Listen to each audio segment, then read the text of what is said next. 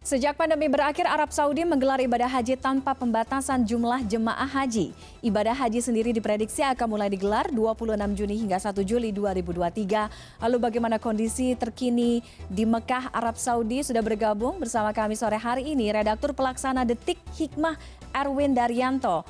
Assalamualaikum, selamat sore Erwin. Waalaikumsalam warahmatullahi wabarakatuh. Tiffany, selamat siang dari sini ya. Terima kasih sudah menyempatkan untuk sedikit berbagi pengalaman terkait dengan bagaimana pantauan kesiapan pelaksanaan ibadah haji di Mekah, Arab Saudi sejauh ini seperti apa, Erwin?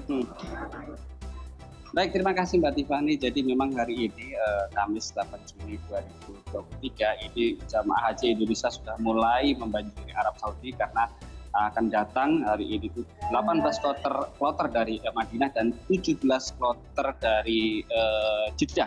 Jadi kurang lebih sudah ada sekitar 40 ribuan jemaah haji Indonesia yang memadati Mekah, Mbak Tiffany. Oke, Erwin, cuaca ekstrim diprediksi menjadi salah satu tantangan jemaah haji pada tahun ini. Bahkan diprediksi cuacanya bisa mencapai atau menyentuh angka 49 derajat Celcius. Bagaimana Anda kemudian dan juga jemaah haji lainnya menghadapi serta mengantisipasi cuaca panas ini? Baik, terima kasih Mbak Tiffany. Memang cuaca ekstrim itu menjadi tantangan tersendiri dari buat jemaah haji Indonesia tahun ini maupun panitia panitia penyelenggara haji Kementerian Agama ini menjadi tantangan tersendiri karena memang cuacanya sangat ekstrim dan panas, sehingga kemudian jamaah diimbau benar-benar untuk menjaga kesehatan. Yang pertama itu kemudian ketika beraktivitas di luar hotel itu membawa sejumlah peralatan untuk melindungi diri dari panas, misalkan seperti payung, kemudian sandal, kemudian membawa semprotan air, dan kemudian yang terpenting adalah jangan lupa untuk minum air, 200 ml minimal dalam 1 jam, meskipun tidak haus, usahakan untuk minum untuk mencegah terjadinya dehidrasi tadi, Mbak Tiffany.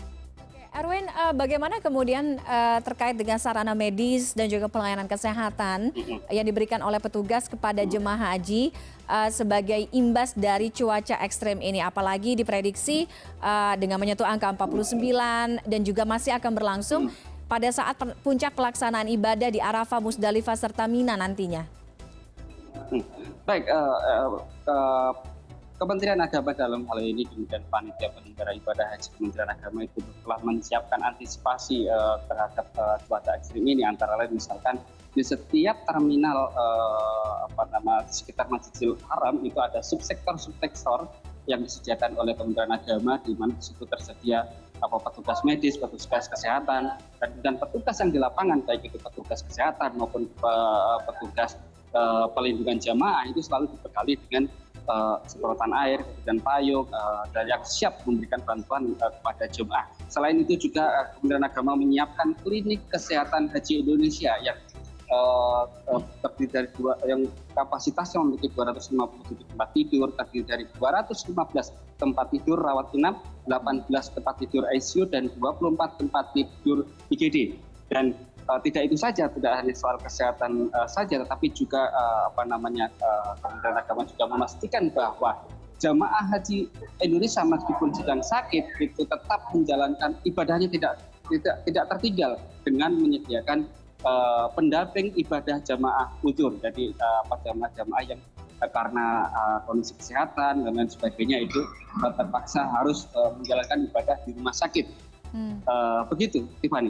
Oke, Erwin, jemaah haji Indonesia tahun ini didominasi oleh kalangan lanjut usia dengan beberapa mengalami demensia. Nah, sejauh ini bagaimana pantauan Anda terhadap kondisi terkait dengan pendampingan kemudian penanganan? Benar, memang jamaah haji tahun ini dari 200.000, sekitar 200.000 jemaah haji Indonesia, 67.000 diantaranya adalah jemaah lansia, dan diantara itu memang beberapa memiliki resiko untuk mengalami demensia. Nah, untuk mencegah itu, mengantisipasi itu, dan Kementerian Agama dalam PPIH Arab Saudi itu untuk ketika jamaah mengalami demensia, maka kemudian mereka akan mendapatkan perawatan dan mendapatkan pendampingan dengan cara diajak ngobrol, komunikasi, dan lain sebagainya. Karena demensia ini merupakan fenomena jemaah haji Indonesia tahun ini karena memang jemaah haji Indonesia kebanyakan lansia.